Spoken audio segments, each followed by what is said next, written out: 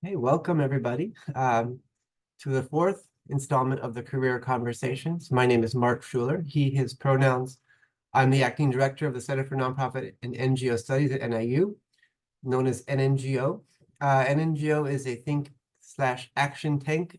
We are a major and a minor and a certificate, but we do student involvement, we do service learning, and we do research trying to on the sector for nonprofits and NGOs, trying to help folks being good at doing good is a quick way of saying it, giving the next generation of nonprofit and NGO leaders the tools necessary to succeed and make a difference. So we're also known as a Make a Difference major.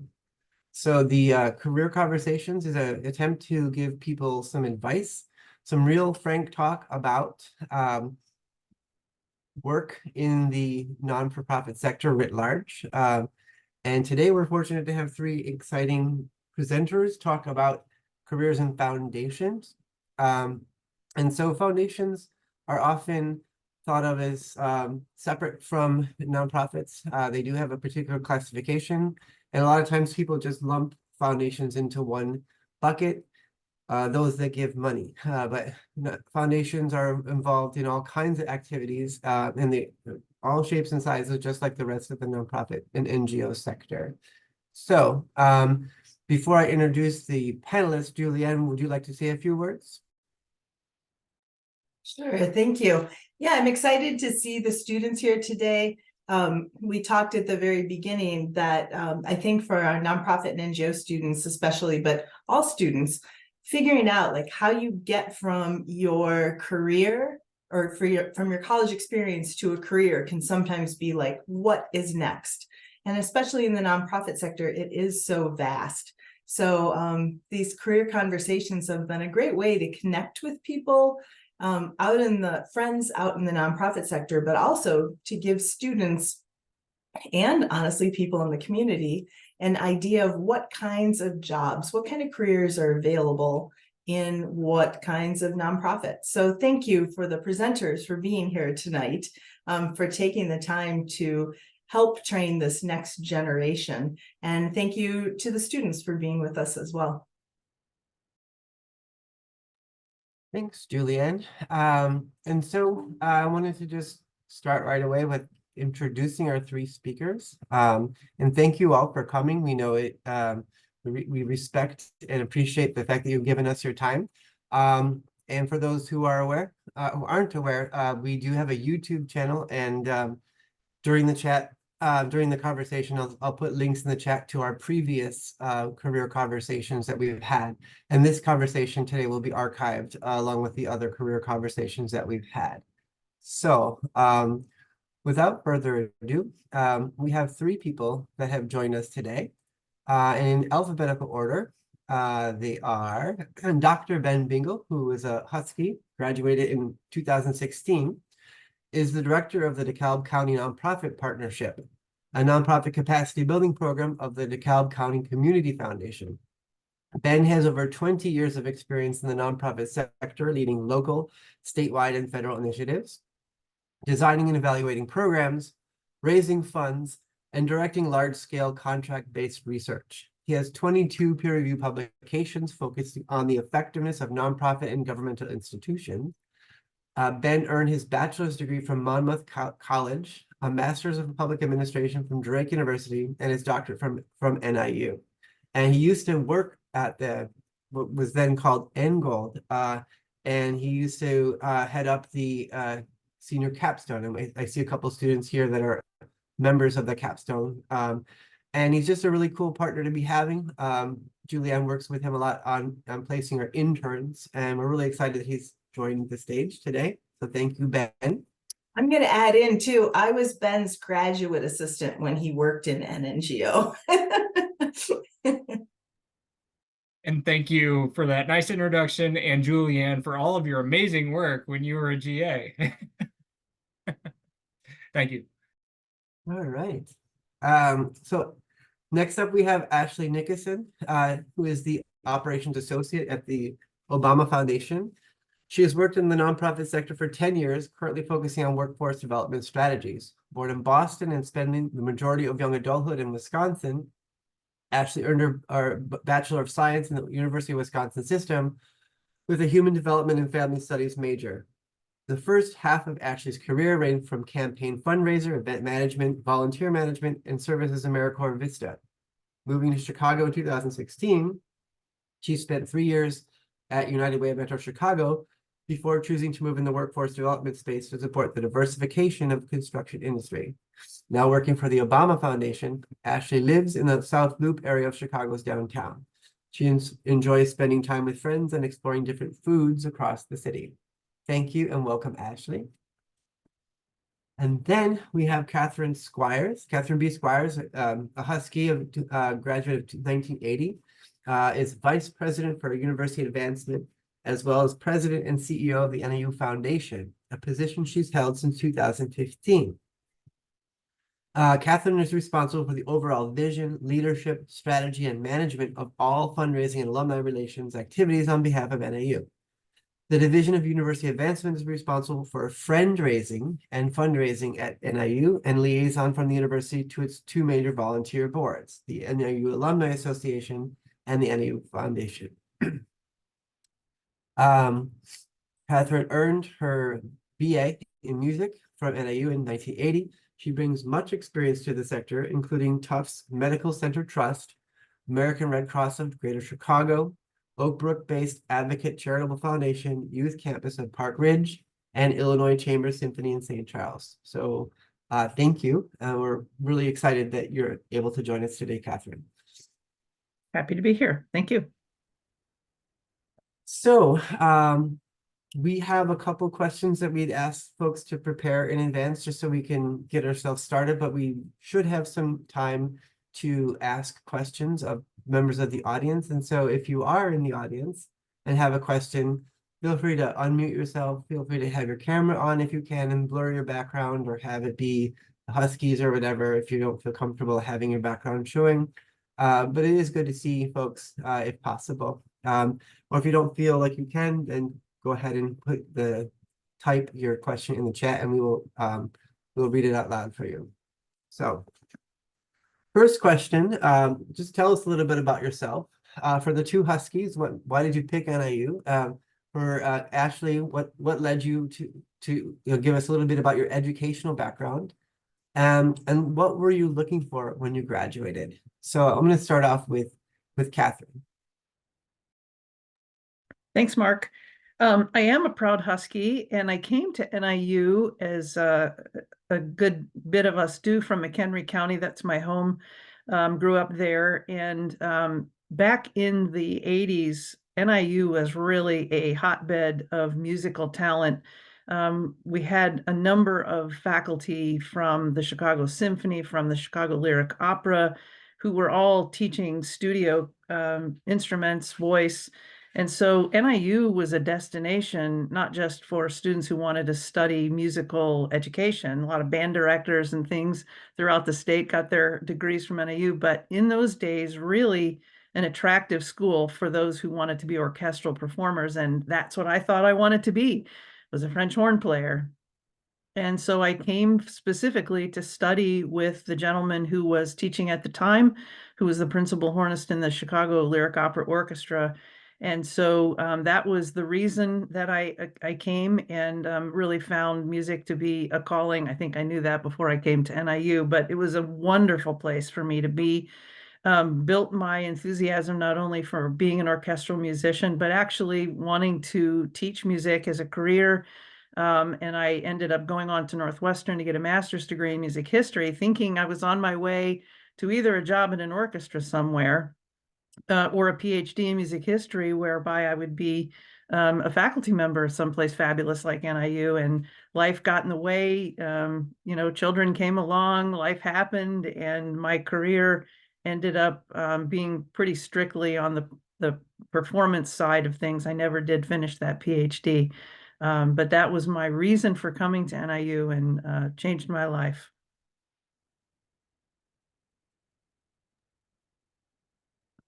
Ashley, tell us a little bit about your background, your education, and what were you looking for when you graduated? Yeah, sure. So I went to, as you mentioned, the University of Wisconsin. I went to the Madison campus. Looking back, it was way too big for me. I fumbled my way through my first couple of years, and really ended up in my direction. My human development and family studies major was pretty unknown at the time. Um, but I was directed that way by some peer advisors. I thought I knew I wanted to do something to help people. My mom had told me the one thing I could never do was become a teacher. She was a teacher and very disenchanted with her industry at that time. But I really wanted to help people. So the most tangible kind of example I thought I could see myself in was a school counselor. So I was directed toward a family studies major, really enjoyed that, and then kind of signed myself up for some internships with the local, I heard Red Cross mentioned. Thank you so much for your service to the Red Cross here in Chicago. So I interned at the Red Cross in Madison. And then kind of continued along that line after graduation. I thought I'd kind of continue in the nonprofit sector. I don't think at that time our school had a nonprofit management emphasis or major. So I explored it really practically speaking and best I could, and what I could find at the time. As I moved through my career, I was beyond grateful to be done with school. Never imagined myself going back. A couple of years ago, I did manage to finish a Master of Arts in Public Policy, with the hope of rounding out my family studies, which was very, very qualitative, with a more quantitative and data emphasis through my public policy degree. But getting into nonprofits was kind of just how I found myself trying to help people and being pretty human centered. Thanks, Mark. Thank you. And so Ben? Yeah. So a little bit about my educational journey and what I was looking for. Really, I live in Sycamore now, but I grew up about an hour to the west of here, a small rural farming community. And I went to a small liberal arts college in Monmouth College, and so I would almost take the reverse perspective of what Ashley just shared. And I think my undergraduate institution was maybe a little bit small for me, and so thinking back on that, I might have gone a different route. But I majored in business administration and political science at Monmouth College, and then got into the nonprofit sector, which we'll talk about in a little bit. But as I was growing my responsibility and my scope of responsibilities in the nonprofit world, I realized that I needed to really round that out with some additional education. And that's what caused me to pursue a Master's of Public Administration with an emphasis in executive leadership from Drake University in Iowa. That was an excellent experience, a fantastic program. And I wrapped that up in, I guess, 2008 or so. That's when I started working full time at NIU as well. And so I just finished my master's. I started a full-time position at NIU in the fall of 2008. And I had a professor in my master's program who really encouraged me, hey, you should think about a PhD. You should give this some additional thought. And so I appreciate his guidance and mentorship through that. But then I also, as it turns out, working for NIU, one of the just phenomenal benefits that NIU offers is tuition waivers for those that are working there. And so I knew that if I didn't take advantage of that benefit, I would always kick myself down the road. And so I'm very glad that I started to pursue the PhD, took advantage of that excellent benefit that they offer. It graduated in February of 2016, and in that same month, I changed positions from NIU to the Community Foundation, defended my dissertation, and we had our second child. And so what I was looking for at that time in my life was a solid night's sleep, basically. But it was a very difficult stretch. But I really don't think that I would have move forward in getting my PhD if it wasn't for the fact that I was working at NIU at the time and could take advantage of the tuition waivers. So I thought it as a way to best position myself if I was going to stay in higher education, but also appreciated that it was an opportunity to continue to build my skill set, and found ways for those skills to be directly transferable into my work at the time at NIU and eventually at the Community Foundation as well. Thank you, Ben, and thank you all for a great start to the conversation. Lots of different paths, equally valid. And when we follow our passion and when we follow our, our families, we make turns that we weren't expected, and that is how, as I think all three of you mentioned that you were having to make a few adjustments along the road and are happy where you are now. So tell us about your career journey. What led you to the NGO or nonprofit sector, and particularly what led you to working in a foundation? So Ashley, why don't we give you the opportunity to go first now? Yeah, thank you. I am a little worried that I'm going to be the quintessential millennial, and I don't want this to turn into me just listing off my resume because I've jumped around a lot. So I graduated from my undergrad and was able to go into what they call like a limited term employment situation with the United Way in Madison at the time. They hired me in what many of you will probably know as kind of campaigning. So I was a direct fundraiser, but I asked to be assigned the portfolio of working directly with nonprofits. So basically that meant I, as a nonprofit professional, was going out to other nonprofits and asking them to donate to the United Way campaign. Why I asked for that, I couldn't really tell you. Made sense at the time, but reflecting, it was really about relationship building and trying to instill trust in those relationships. I used kind of the flexibility after that employment to move back to New England. I served an AmeriCorps Vista term, which I'm happy to talk more about if there are questions later. That year of service allowed me to hone skills. I was a philanthropy associate, which means I basically did everything under the sun to raise money. I did event management, direct stewardship with major donors for a free health clinic in Providence, Rhode Island. So then kind of the litany of jobs from there, I jumped around a bit, tried event management, realized that's not my forte. And then moved to Chicago. And that's when I was able to kind of join as a fundraiser with the United Way team here locally, and then got into volunteer management.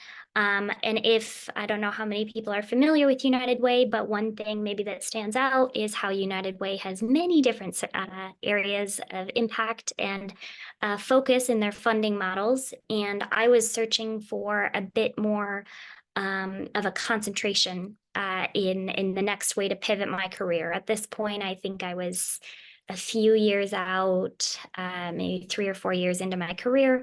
And so decided to pivot into workforce development. There was a pilot program emerging in Chicago. Chicago is a heavy emphasis on unions. So I was interested in ramping up kind of the diversification and stepping into a role that would allow more people of color and women to join the construction trades. It's very, it's an aging workforce. It's very white, very male. And so being a small white woman with a fairly high-pitched voice, got myself into some conversations I certainly was not expected to be in, but the emphasis in construction kind of allowed me to support honestly a workforce for the Obama Presidential Center, which landed me where I am here. So common thread, honing soft skills and really trying to connect with people genuinely. I think one thing I would iterate is kind of you never know when people are going to show up. When you meet people, the likelihood of running into them down the road is pretty high, even in just the nonprofit sector. But repeatedly in Chicago, running into folks I thought I had pivoted away from in a career, but it's a small world. So I went on a few tangents there, but that's essentially how my resume ended up the way it is in workforce development now. Thank you. Never need to apologize for being millennial or any of your identity characteristics. Our paths are our own, and our own paths are what we make it. And what we're trying to do with this series is show that there is not one right answer to get an employment in the sector. That you can bring your experience and your skills from one sector to the other. So thank you.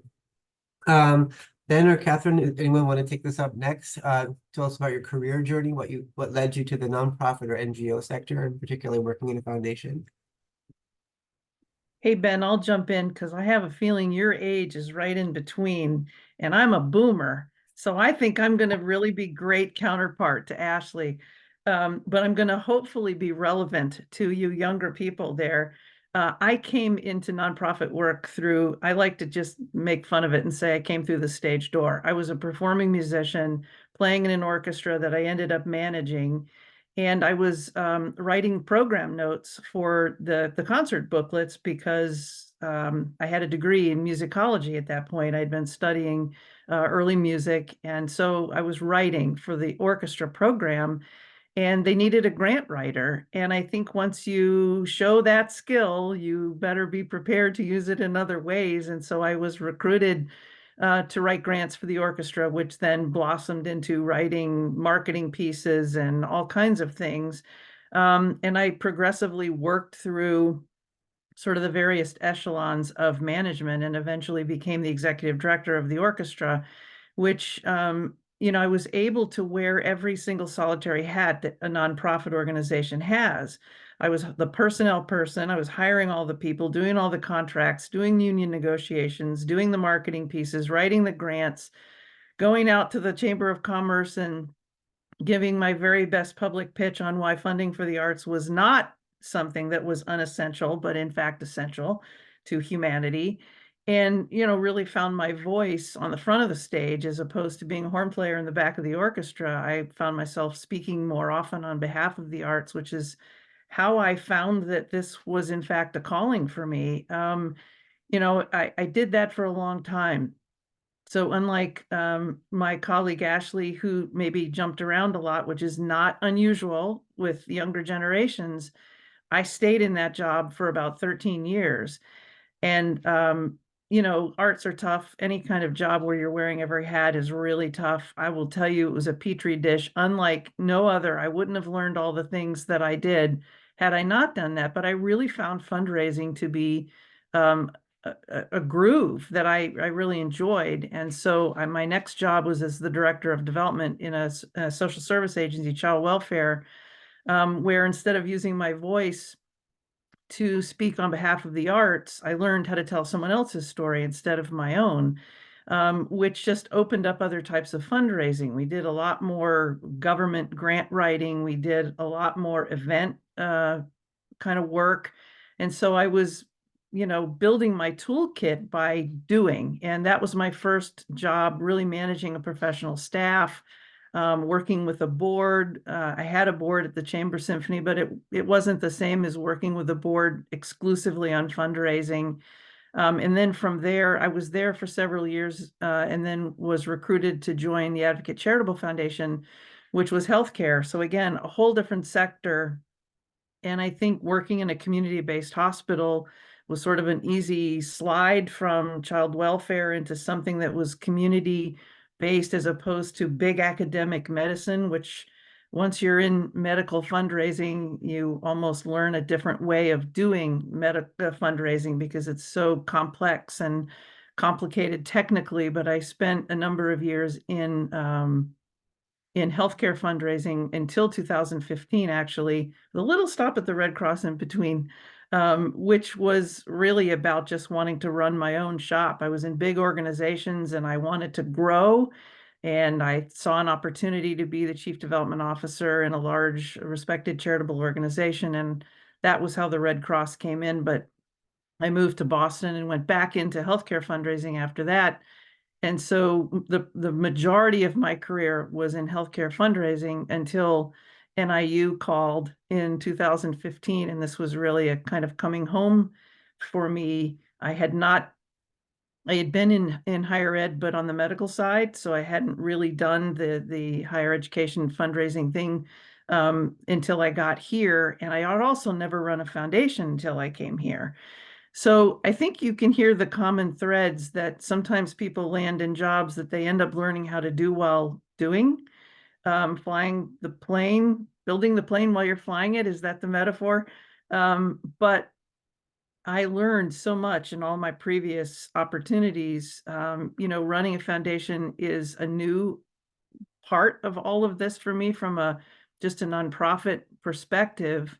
Managing an endowment, working with a board that's got fiduciary responsibilities, working for an organization that's sort of its own organization that supports NIU, but we're our own separate nonprofit. And so that was a part of the work that really appealed to me, again, because I'd never done it. And I had a lot of history in doing, fundraising and alumni development and constituent development, but I'd never done the business of a foundation. And I know we'll talk about some of those aspects later, but that's really been the joy for me, not only being back at my alma mater and doing what I've done now for 40 something years, but also using a new tool, developing a new tool that is really taking philanthropy almost to a different level. We're not a grant maker like the DeKalb County Community Foundation is, but grant making within NIU has its own opportunities and impact. And so that's been sort of the new, I don't know what's next, but I'm excited about whatever that is. It's great fun. Hopefully I didn't sound too much like a boomer. No, although I do hope that your plane is built better than Boeing's, just putting it that way. Ben. Okay, well, I think my through line is that I've always appreciated the opportunity to do kind of sector-wide work. So, whether that's building capacity or, teaching students to go out and do great things, or even working with other organizations within a smaller subsector to equip them with the tools they need to go do their jobs. That's where I've found meaning and value and quite a bit of purpose in my career. So the first position I had out of college was like Ashley. I did a term with AmeriCorps Vista. And, if you're not familiar with that, some people describe it as the domestic version of the Peace Corps.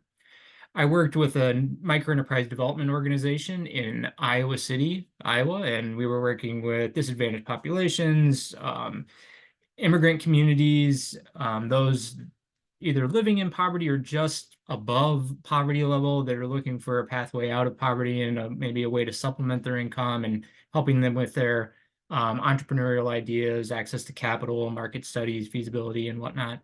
And I'll tell you, before that, I wasn't really even aware of the nonprofit sector. Like I said, coming out of college, I majored in business administration and political science.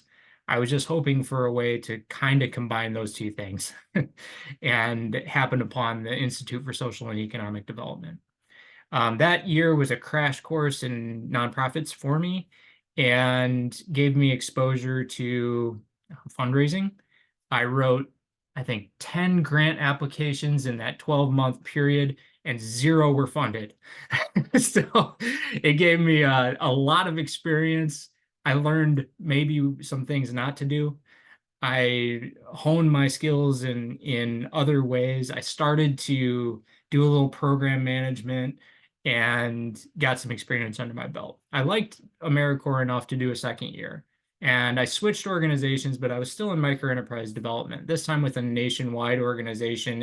And this is where my work, kind of sector-wide work, started to come into play. And that is, we offered resources, technical assistance, consulting, and certain I don't want to say products, but services or programs for those organizations that are serving entrepreneurs with disabilities.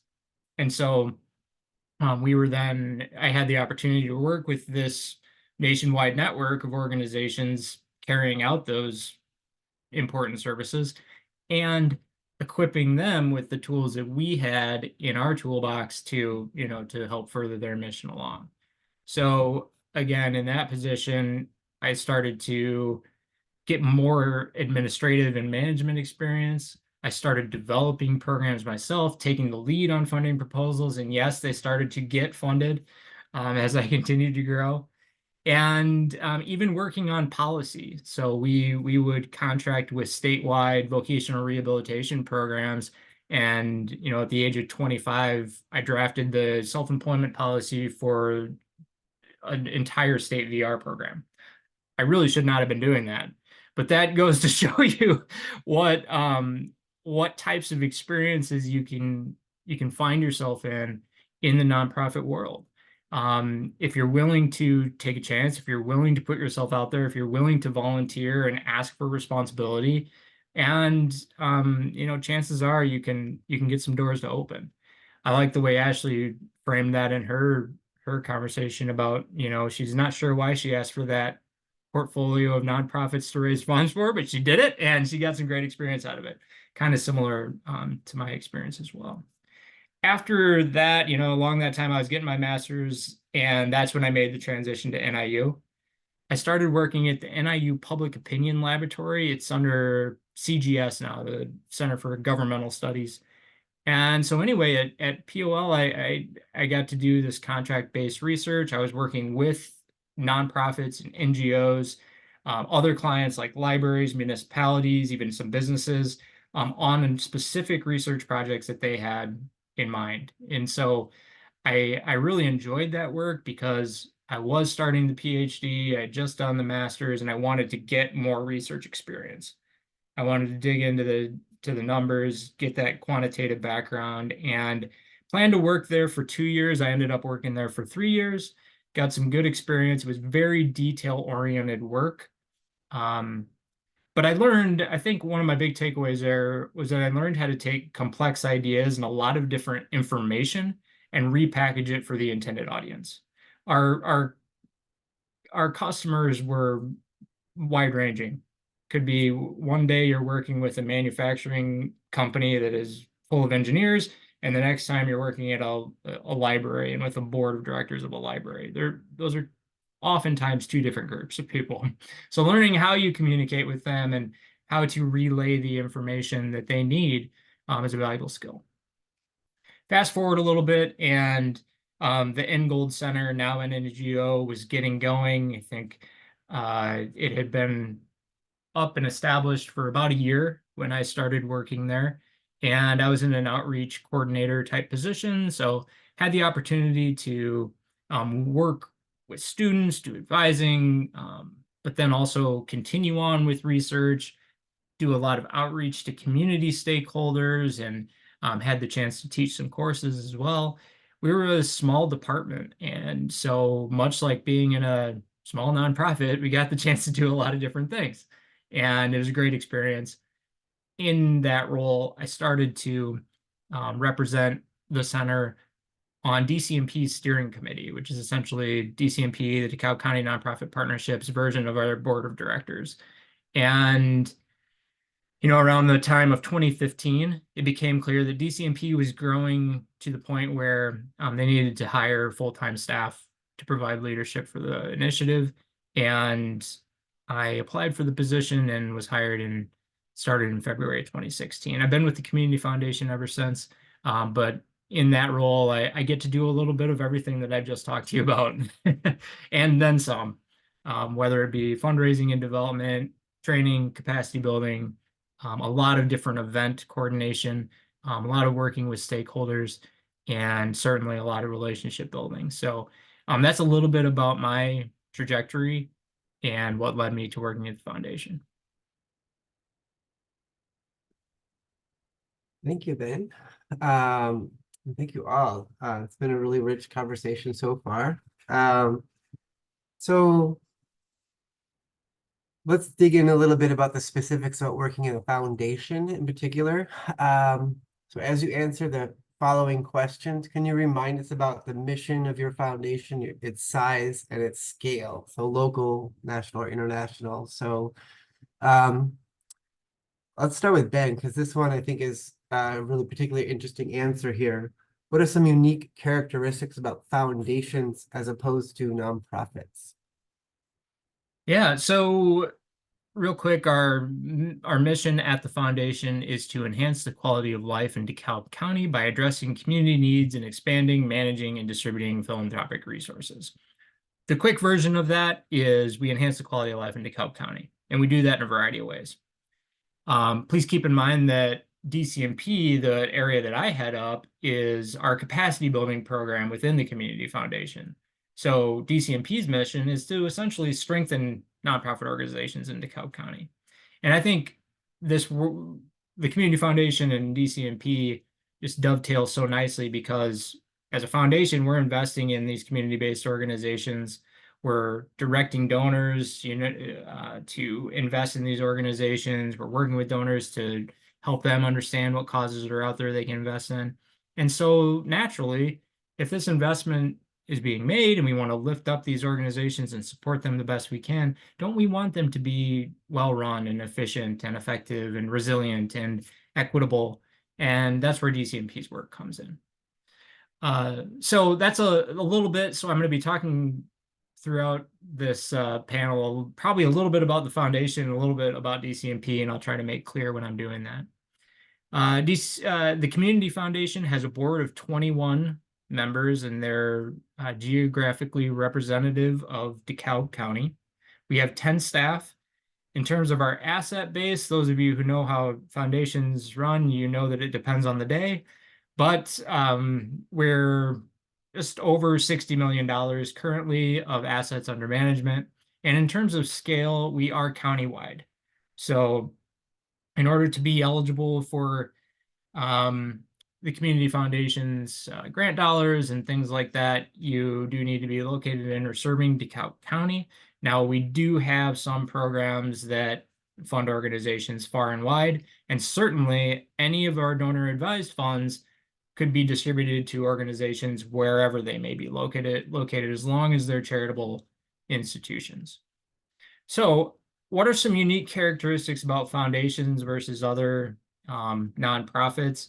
I think, one area is that, we're working very hard every day to be a partner for donors to help them carry out their philanthropic goals. At the same time, we're also working to be a resource for nonprofits and community agencies to come alongside their efforts to provide what resources we can for them to fulfill their missions. We're not a direct service nonprofit. In fact, we can't make grants to individuals. There are direct service organizations out there doing vital work every single day in local communities throughout DeKalb County and all over the U.S. Many of them can, provide direct financial support to individuals to help them out in times of need. But that's not the role that we play. We may be able to issue a grant to a nonprofit organization who has that built-in capacity and that infrastructure to manage the individual inquiries, but that's not our role. We also don't do typical fundraising that you might see another nonprofit do. So, like 5K runs or those types of fundraising events. We don't really do that, and it's very limited that we would ever write a grant application now. An exception that comes to mind for me is that we manage the DeKalb County COVID Response Fund. It got off the ground in April of 2020. And we did write grants at that time to the state so that we could bring in and attract some dollars from outside of our area to DeKalb County. But really, we're not writing grants in my role now, and we don't do those kind of typical fundraisers that you might see other nonprofits carry out. But all of that is to say, we still do raise dollars. Most of that is through donors who want to create a fund. We have, between 300 and 400 different funds, from scholarship funds to donor advised funds to maybe agency funds, and many different types of fund options there to, again, help donors reach their philanthropic goals and also to support the organizations we serve. And then for your other hat, DCMP does a fundraiser, a very successful fundraiser, Give DeKalb County, which I believe is May 2nd this year coming up. It is, yeah. Last year you raised like almost 9 million, was it? 1.8 million last year. In total, Give DeKalb County has raised over $8.7 million across 10 years. So, yes, we put on this annual fundraising event each year, first Thursday of May. We collect donations on behalf of the DCMP members that we serve. And it has many different benefits, but one of those is that it's a way for us to raise awareness about the importance of the nonprofit sector, the impact that they're doing, or the impact that they have and the work that they're doing, and also to show collaboration and coordination. We can show that all of these 100+ organizations are rowing in the same direction, raising funds, raising awareness through the same event. And, we have a lot of fun with it as well. This past year, we processed 8,306 donations during Give DeKalb County. And that's just a lot of transactional work, especially for a smaller nonprofit that maybe doesn't have the infrastructure to handle that. So there are all kinds of things. We could talk for a long time about that, but I appreciate you bringing it up, Mark. And it's a great opportunity for organizations to communicate about what they're doing and raise funds together. Ashley, tell us a little bit about the difference between nonprofits and foundations and other nonprofits. Your work currently with the Obama Foundation sounds a little different than the other two folks. Yeah, so I wouldn't add a whole lot more to Ben's kind of definition of the difference between the two.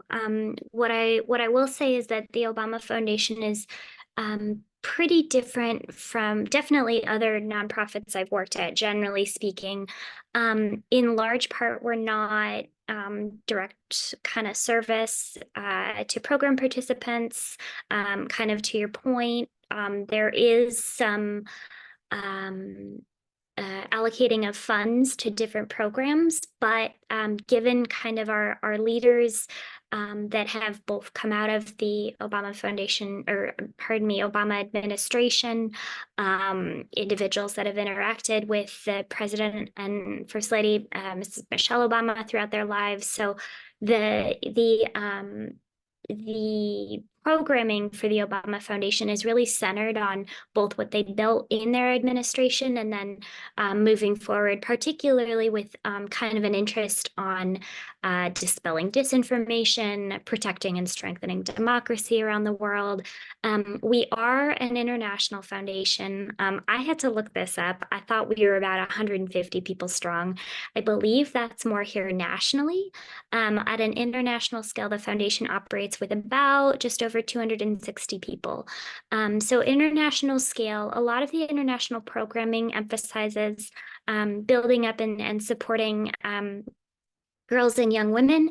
And then, and that is through primarily a program called Girls Opportunity Alliance, which dovetails with work that Mrs. Michelle Obama leads and is passionate about. And then My Brother's Keeper Alliance came under the Obama Foundation after President Obama initiated it during his term in office. And so that, of course, serves to support young men and boys of color, and have many different points of kind of addressing ways to support the individuals. That is at a national scale. And then my emphasis is in a program called the Obama Presidential Center. So I get to kind of live and breathe building the Presidential Center that will be coming in and opening in 2025.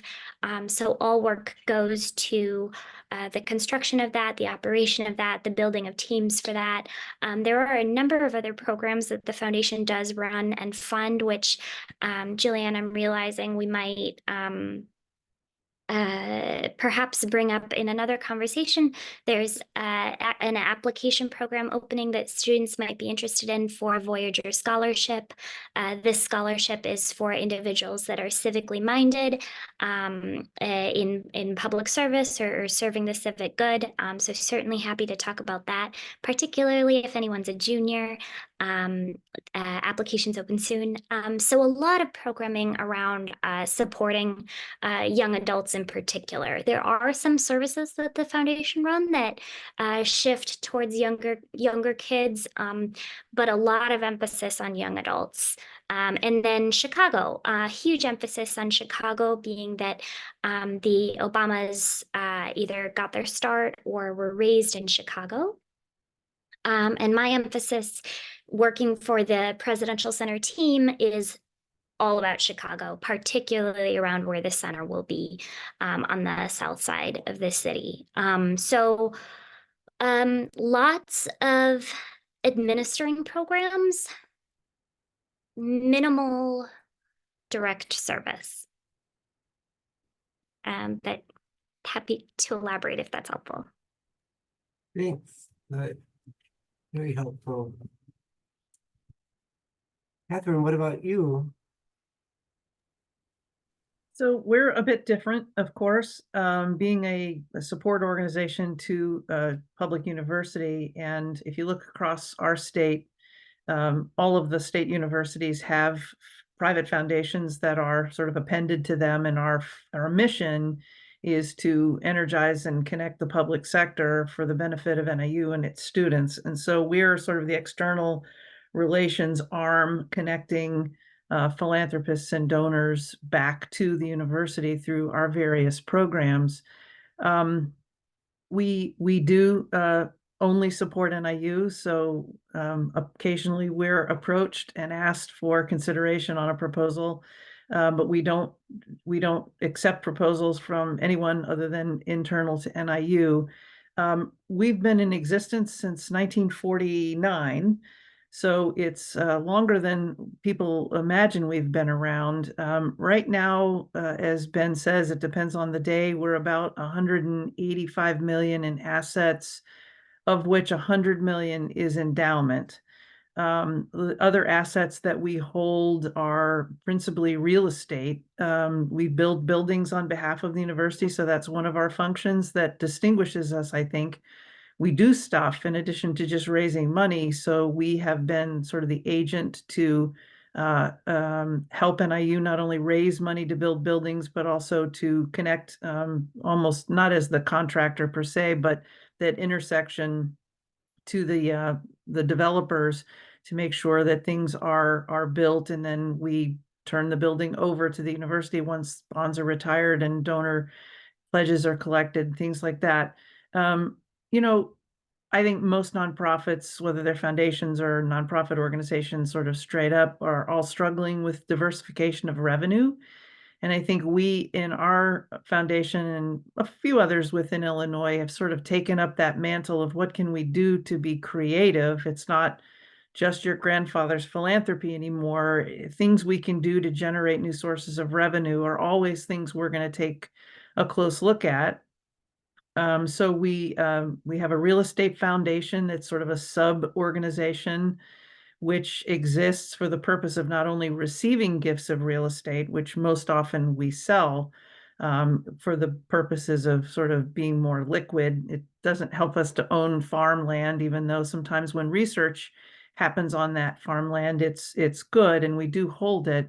But we're also getting into more development of real estate on our own, where we're purchasing adjacent land to our campus or properties that become available from time to time, because as a state university, NIU can't do those types of things.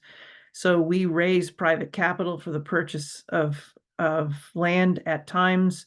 We're talking about a couple of interesting things now where we're both sort of owners and operators of the thing that will be developed on that land, which creates new revenue for us.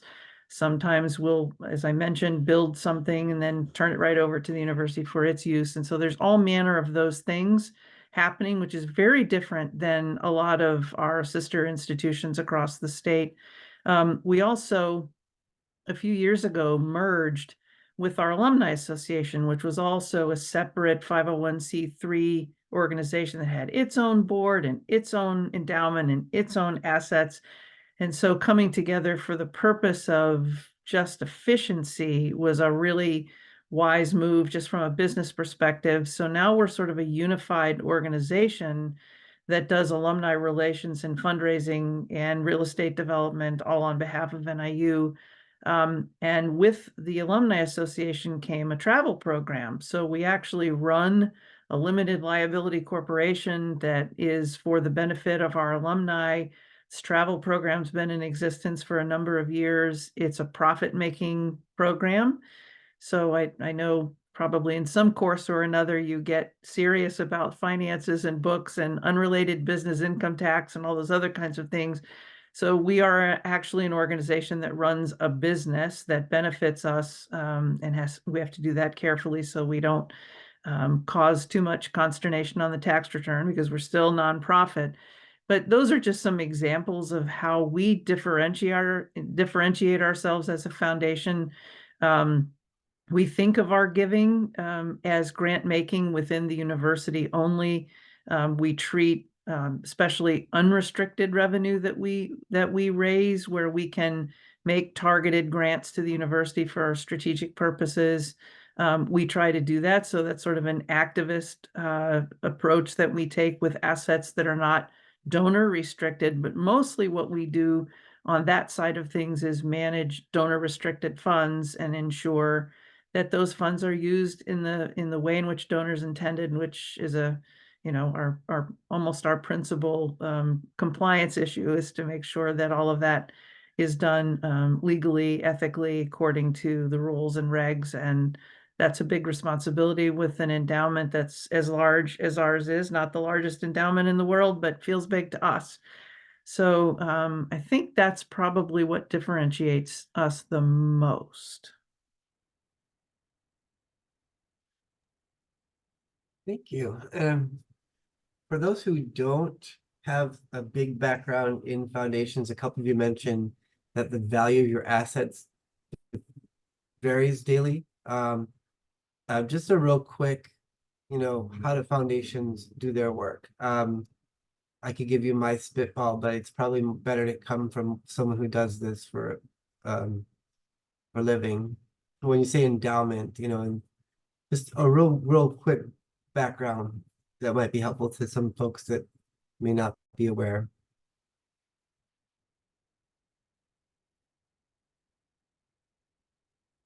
So my take on it is it's investment income, just like you would invest in a stock market for your individual retirement. And so you're selecting a portfolio, and the value of your stock holdings that changes every day. And as foundations, the primary task is giving the interest income out per year as a business model. But that's like my uninformed, not outsider understanding of that. Is there a more important nuance that you think folks might be interested in? That I realized that we didn't have that foundation. Sorry to use the word. We didn't start with that understanding before we had this conversation. I'll give you my take. So endowment to us is usually restricted in two ways. One, in terms of its purpose, and one in terms of its timing of use. And when something is restricted as an endowment, it pretty much means, unless there are special rules written somewhere, that the corpus or the principle of the endowment is not ever to be spent. It sort of exists in perpetuity. And there are variations on that theme, where boards can choose to endow something or board restrict it for a period of time, which relates to the timing of use. So, in that model, we have endowed funds and their associated expendable funds, which are sort of the holding tank for the interest as it accrues, given hopefully good markets. And those are the funds from which we spend. We keep track of the historic gift value. I'm sure Ben will tell you something very similar in terms of donor managed funds at the foundation he works in. But we try never to dip below the historic gift value and always to just spend from the interest. And then, everything is invested. We keep some sort of liquidity to meet essentially what would be known in the investment world as a capital call. When it's time to pay for scholarships, we liquidate some of our holdings, but we try to keep invested to the greatest extent possible. And if we have an investment committee that manages all of that, and they're all NIU finance grads, so they're wicked smart, and they've beat the benchmarks year after year after year. We've outperformed the Harvards and the Yales of the world almost every year. So the yield of those investments is really important, and we manage that for funds that are endowed and funds that aren't endowed, so that our money is really working for us. But Mark, you gave a great answer.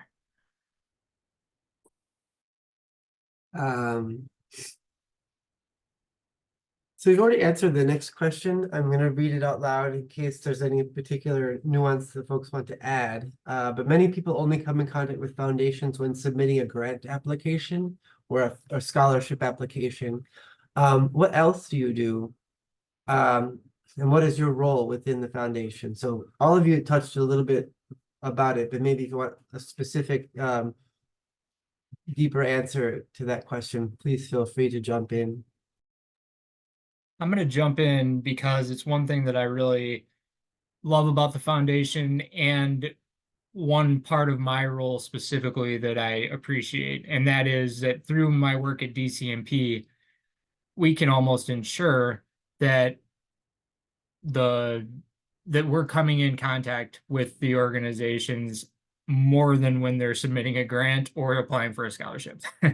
So on it, we're hosting regular networking events, regular trainings, professional development, coffee and conversation, marketing meetups, all these different points of intersection where we're inviting people in or going out to our partners. And that's where we, have the opportunity to build long-lasting, durable relationships, and, hopefully not be just considered just a funder. Not that there's anything wrong with that, but it's an opportunity to really be partners and to build those long-lasting bonds, and I love that part of the role. And we have members from Sandwich up to Genoa, everywhere in between, some outside of the county that offer services here in DeKalb County, but we strive to make sure that they know our door is open, and that we are very accessible to them. So I just wanted to throw that into the mix as part of the conversation, because I think the way that you asked that question is very typical of some foundations.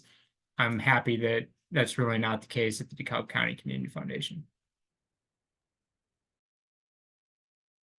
Most definitely not the case.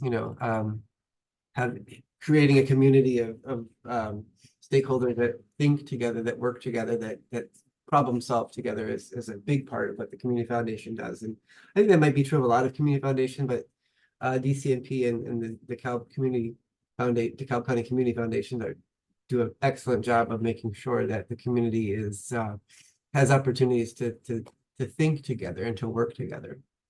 And we Thanks. appreciate that, certainly.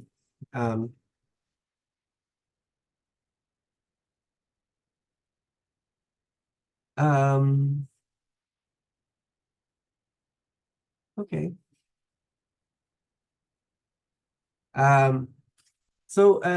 What skill set do you need to succeed at your job, and how did you prepare for this work? So in terms of how you got from, being a horn player to being literally in the stage door to speaking on behalf of the arts, the specific skill set to be successful at your job, how did you acquire that? And what skill set do people need? Because a lot of times we have 615 people who have graduated with either major, minor, or certificate over the years, over the 10, now it's their 10th year. And what we're hearing from our current students is that they don't, they need a little bit more specific help on imagining like themselves being successful because we do have so many successful graduates, but the specific day-to-day is it's still elusive for some of our students. So I don't know who wants to jump in on that, what specific skill set you need on you need at your job and how you acquired it.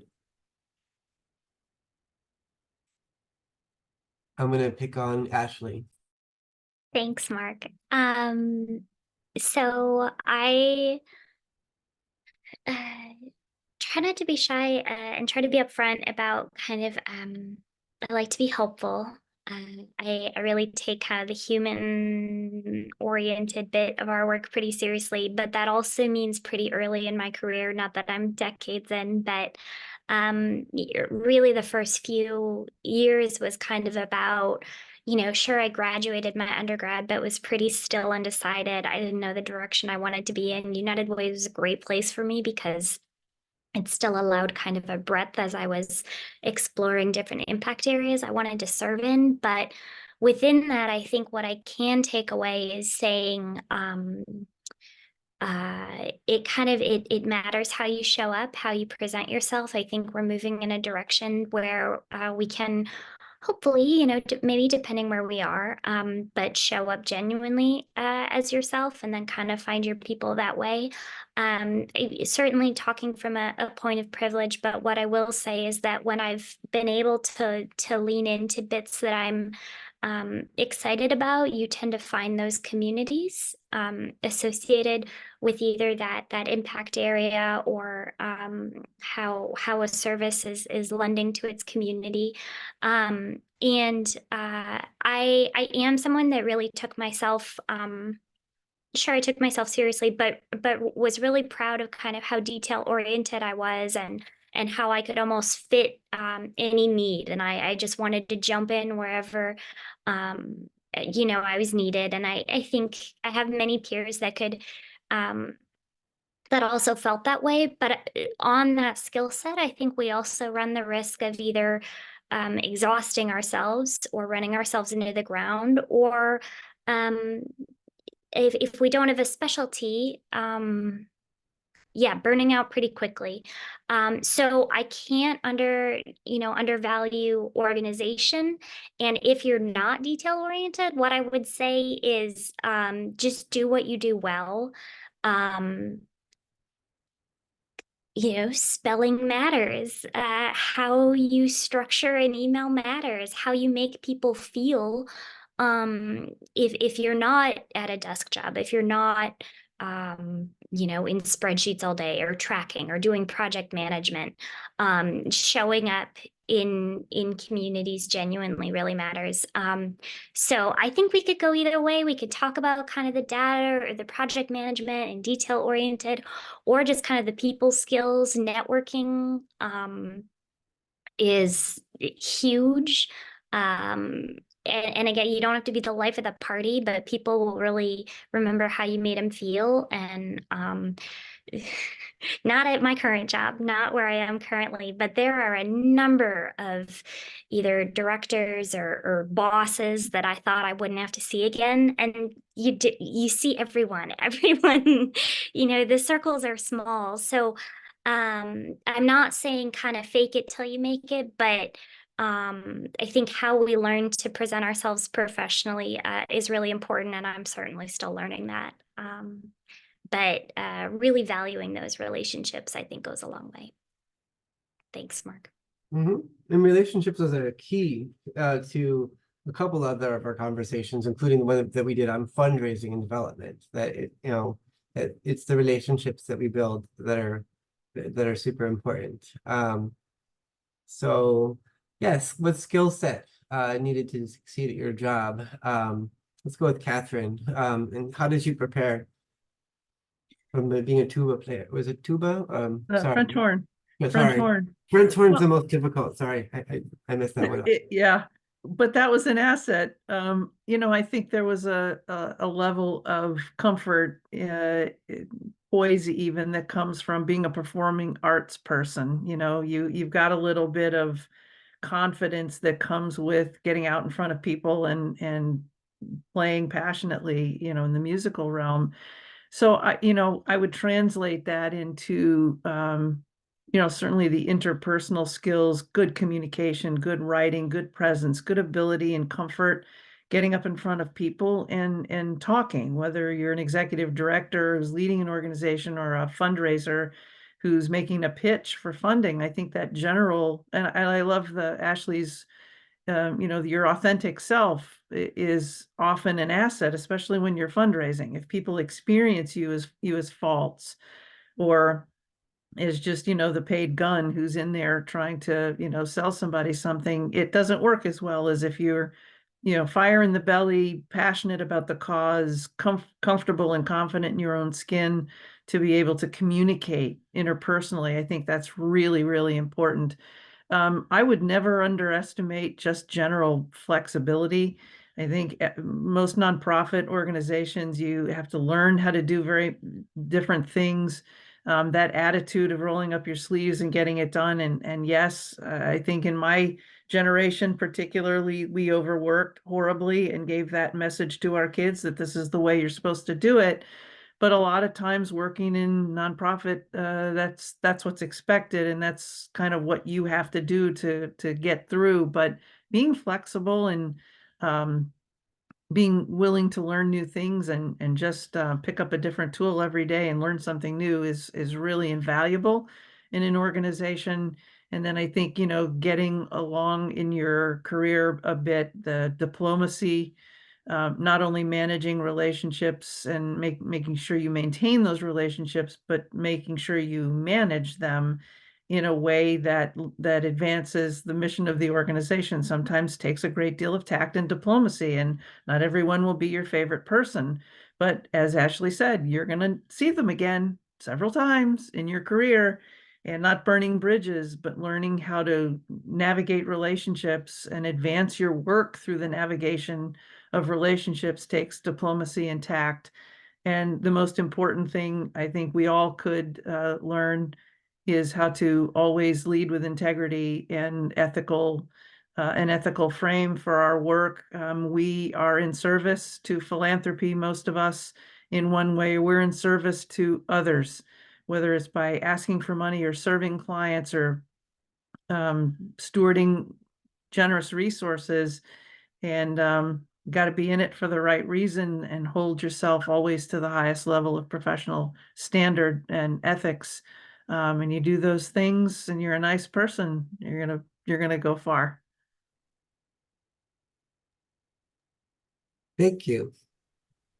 Ben, what skill set needed and how did you prepare? This is going to be more of the same, but I'll underscore what Ashley and Catherine said about communication skills, written and verbal. Relationship building is so important, and starting to, identify ways now as still an undergraduate student to flex those muscles, grow those muscles. Whether that's attending networking events that the center puts on with DCMP or others, or maybe it's just taking the lead in a group project, in your class. Those types of experiences matter, and it gives you valuable experience. So relationship building, trustworthiness, honesty, and integrity. Catherine just touched on some of those. There's an old Dutch quote that I just love, and I've memorized it, is trust arrives on foot and leaves on horseback. Right. And I just think there's so much value in that statement. And I think about somebody like you, Mark, that can't even imagine how much went into the trust that you've built in Haiti and working with those partners, and how that contributes to these durable, long-lasting relationships that you have. And all of us can be trustworthy. You don't have to be privileged to be trustworthy necessarily. You don't have to have a college degree to be trustworthy. We can all be trustworthy, but it takes time, and it takes repeated encounters, and it can go away in a flash. And so we got to place that, we have to recognize that it's an important piece of relationship building, and it's an important part of our work. If donors don't trust us, then we're in trouble. If organizations can no longer trust us, then we're in trouble. And so lifting that up, I think, is important. I'll also add project management ability. That question of, can you lead a project from inception to completion and, feel as though you have, taken care of the details while keeping an eye on the big picture and implementing this initiative? Can you do that? And what you're learning in school and the projects that you're working on in your curriculum will help position you to do that. The last thing I'll mention is again echoing what Catherine said, and I think she used the word flexible. I'm going to use the word responsiveness. So are you open to feedback? Are you willing to be open to feedback and internalize that information? Are you willing to adapt to new and emerging needs? Because all of us, I imagine at each of our foundations, those in the group, we're gathering information from those that we serve. There's a feedback loop in place. So this isn't, certainly speaking for us, it is not necessarily top-down work. It can be very bottom-up. We want to hear from our grantees. We want to hear from our donors. We want to structure things in a way that's responsive to their needs and what they need and what they want. So those are my big ones: communication skills, relationship building, trustworthy, honesty and integrity, project management, and responsiveness. Great. And any last, before opening up the floor to other folks that have questions, any last piece of advice you would offer to students, current students, particularly those who aren't yet seniors? Just one piece of advice. I'll chime in and say, take advantage of your interdisciplinary curriculum. You're in a unique major. I'll say, at our foundation, we have staff from all kinds of majors. And I think you're lucky that you can take anthropology courses alongside communication courses, alongside public administration courses. So that's going to really round you out as an individual and create this really, I think, intriguing skill set that positions you for success in the nonprofit world. So doing that, along with taking the opportunity to get involved as a volunteer or some kind of civic engagement and completing internships, and you come out of your undergraduate with, this rich educational background of kind of nuts and bolts in the classroom, and also these experiences that you can speak about and you can talk about in an interview and point to and say, yeah, I accomplished this, this, and this in this role, and here's what I learned. So taking advantage of the interdisciplinary curriculum and chances to get involved would be key. Great. I would just add, be endlessly curious and ask questions, and see your colleagues at the NIU Foundation and at DCCG. Gosh, did I just call you the community gardens? That's really bad. Sorry, Ben. I think you did, but that's okay. The DeKalb County Community Foundation. I think this is a close community of advancement and nonprofit professionals, and there isn't one among us who wouldn't take a call or answer an email from a student who wanted to learn or ask a question. And there are no bad questions. We're all in this to make the sector stronger, and so don't hesitate to ever reach out. I would add, I always try to kind of initiate, what do you call them, informational interviews. People love talking about themselves. So as long as you kind of show up respectfully, it kind of like a cold introduction is always fine. Like always feel free to ask people to tell you more about what they're doing. But I think what I really wanted to share was get comfortable kind of talking about your accomplishments and quantifying them. That's something I'm not very good at, but anything you can quantify on your resume will speak like 20 times louder than adverbs or adjectives that you throw in there. So quantifying stuff is super helpful to show your prospective employer what it boils down to. And then don't put off experiences, I think. I'd also add. Great. Great set of advice. Thank you. Thank you all for the showing up with your authentic self and giving real advice, so lots to think about. The details do matter. The commitment matters, that building relationships of trust requires being there, not just being visible to be visible. I think there's a fine line there sometimes. Floor is open. Any other questions that folks have that you wanted to ask our panelists, one or all?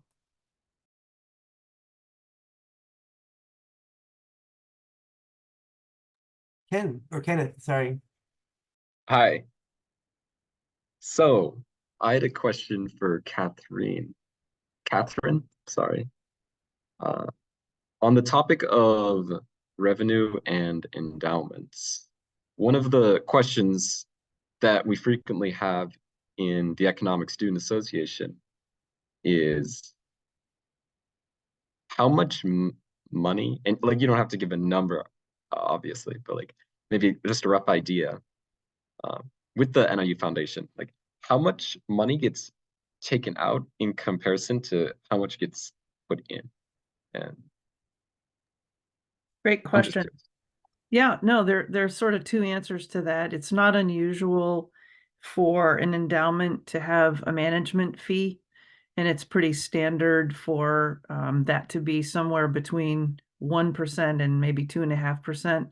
So the NIU Foundation has a management fee of 1.5%, which is pretty modest.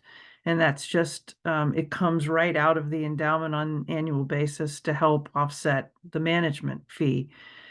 In terms of what gets spent, that's a different question. So we have a 4% spend. So whatever interest is generated, we try to hit that target of spending 4% on the program. So donors who make an endowment gift can know right away what the intent is. It's very rare we would have a donor that insists on something more than that. Sometimes the stock market is not kind to us, and we might not always be able to expend that 4% each year. If we were a great big endowment like Harvard that has 60 something billion or more, they can cover with other assets those down years so that donors would always have that 4% spent, whether the market returned it in their fund or not. We're not that big yet. We're working on that. So sometimes we have to ask donors to make what we would consider a current year gift so that the 4% can be paid. If it's a scholarship or if it's money for an endowed professorship, NIU and the students want to count on that money coming, and the extent that it fluctuates is not always a pretty story to tell. But our target is 4%, and we're pretty consistent with that. Did I answer your question? Yeah, thank you. Mm-hmm.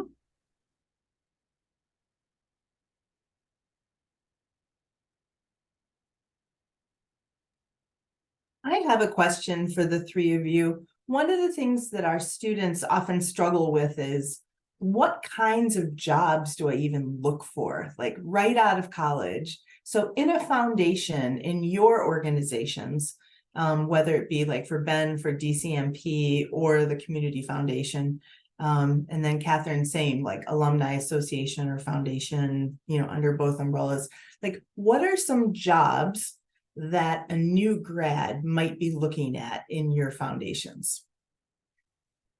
I'll start with Ben's nodding. So I'll start with Ben. We're a small foundation in terms of staff size. So considering the rest of us on the panel here, with our staff of 10, it's a little bit of a different story. I would look for keywords like coordinator, associate, or maybe manager when you're looking for those roles.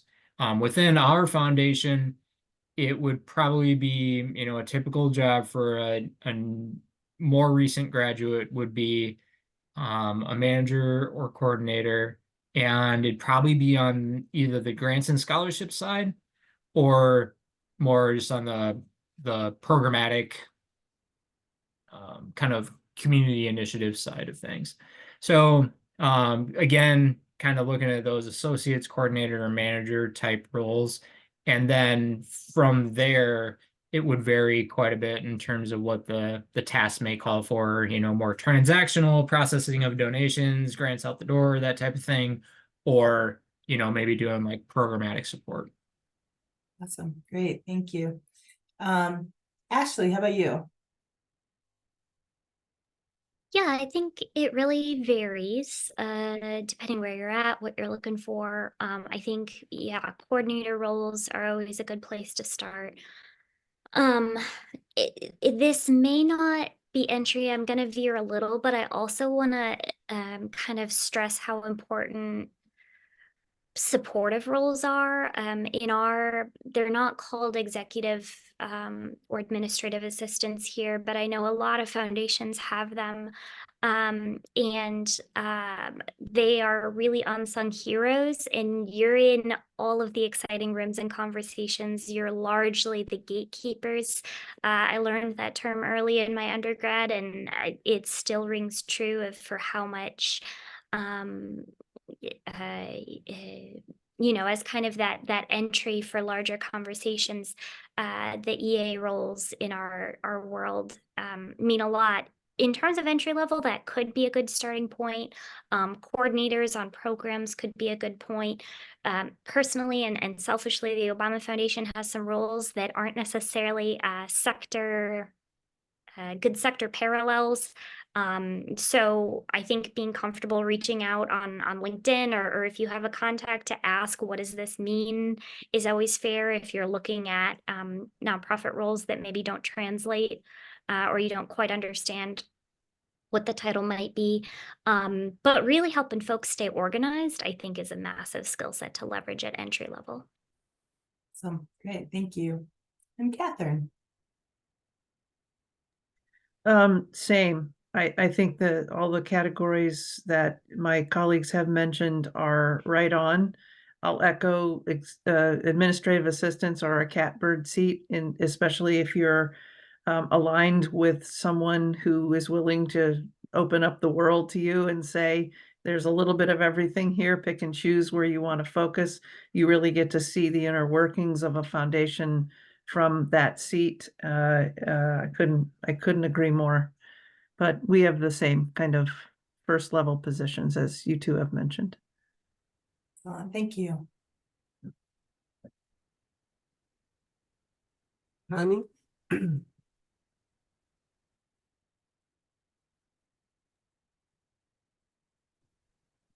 Yes. Hello, everyone. My question is, I have two actually, if I can. First is what is the challenge, the biggest challenge you face on a typical work day? And also, where do you see yourself in the next 5 years?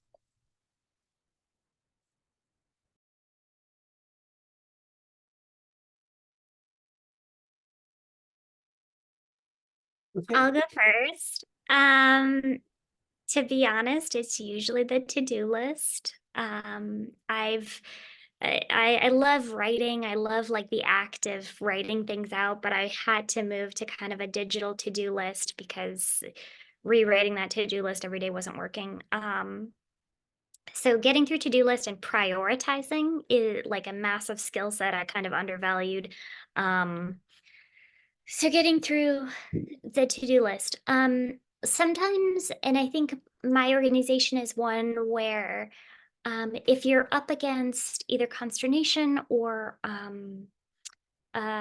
trying to get your priority through in a room of stakeholders, I think remembering that we all just care so much. So sometimes hitting a wall and getting through a priority list is a skill, and just kind of remembering that priority and how that relates to what other people are caring about at the moment.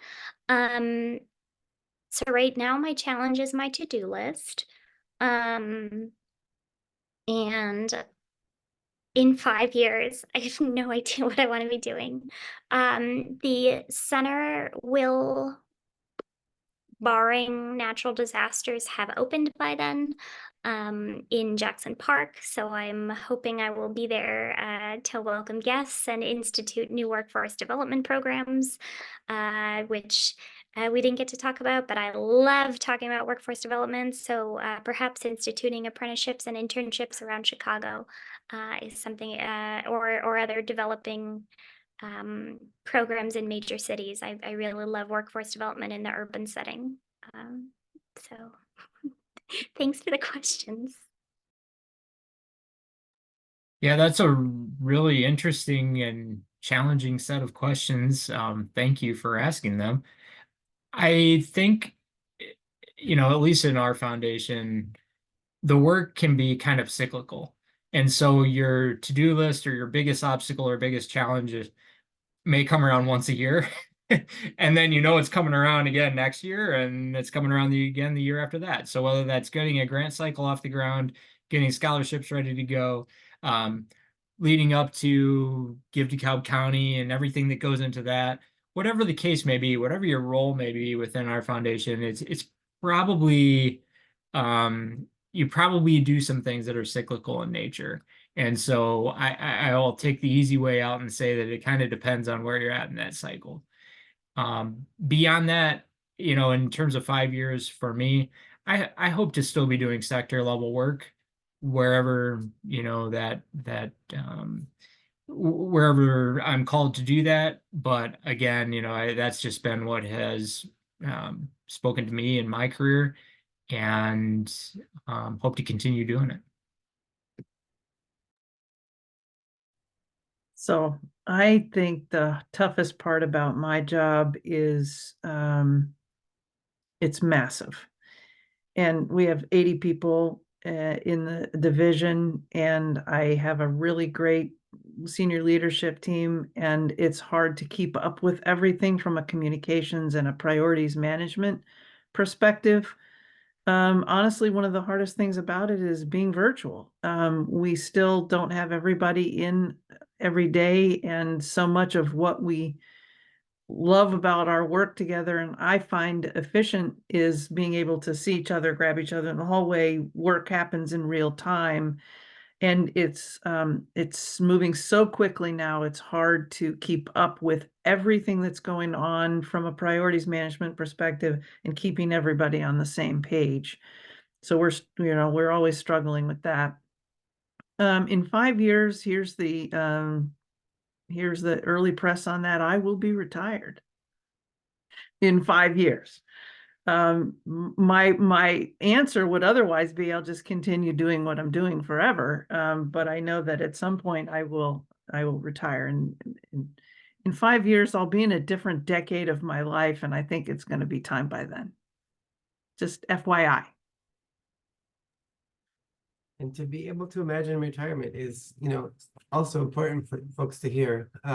So especially for a career that's been so meaningful as yours. So we are at 7:30. So I'm really excited that folks stayed through the end, and you very excited. I learned a lot, and this is my favorite part of this, is that I get to learn alongside the students and other folks who registered. So I really appreciate all Ashley, Ben, and Catherine, all what you had to say. And I really do hope that folks also gain something from today. We do have another career conversations workshop. For those who do want that QR code, please feel free to email me. I'm going to put my email on the chat. Julianne, would you like to promo the next career conversation? Would you like me to?